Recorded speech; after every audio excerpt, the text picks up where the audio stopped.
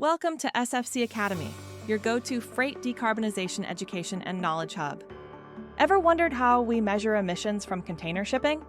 Let's take a quick look at how the clean cargo methodology works and what's improving over the next few years. Right now, emissions are calculated using a standard measure, grams of CO2 equivalent per TEU-kilometer. That's the amount of greenhouse gases emitted to move one 20-foot container, 1 kilometer.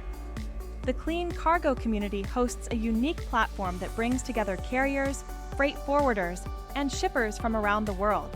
Together, we represent over 85% of the global container shipping capacity.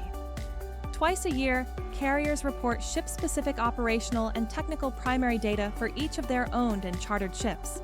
The reported data includes fuel consumption, distance sailed, vessel size, days operated, and number of refrigerated container plugs. Using the reported data and GLET-compliant fuel emission factors, we update the latest carrier-specific and industry-wide emission intensities for your carbon accounting, measured in grams CO2 equivalent per TEU-kilometer. This results in harmonized primary emissions data shared across the entire clean cargo network, enabling everyone to calculate emissions using the same reliable data and methodology. This gives maritime container freight a transparency advantage that many other transport modes are still working towards. Here's what's new already. First, we have shifted from trade lane-based averages to port pair-based calculations.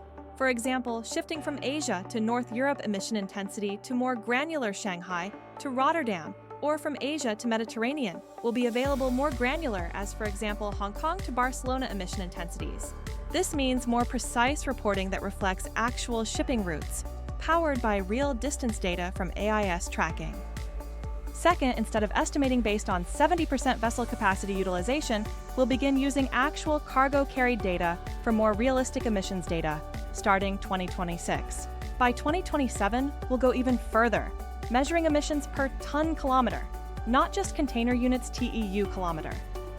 Third, with new fuels coming into the market, we're improving fuel and engine-specific reporting, especially for low-carbon and LNG-powered vessels. These changes make emissions data more accurate, more transparent, and easier to use, whether you're a carrier, shipper, or logistics service provider. And don't worry, it's a gradual rollout. 2025, fuel type alignment and low-emission fuel reporting. 2026, actual cargo and engine-specific fuel consumption data. 2027, full shift to tonne-kilometer reporting in addition to existing TEU-kilometer reporting. Do you make use of book and claim systems? Don't worry, clean cargo methodology avoids double counting by generating fossil baseline emission intensities.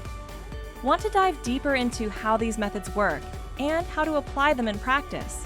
Enroll in our Maritime emissions calculation and practice training at Smart Freight Center Academy and learn how to apply clean cargo methodology and emission intensity factors confidently in real-world scenarios.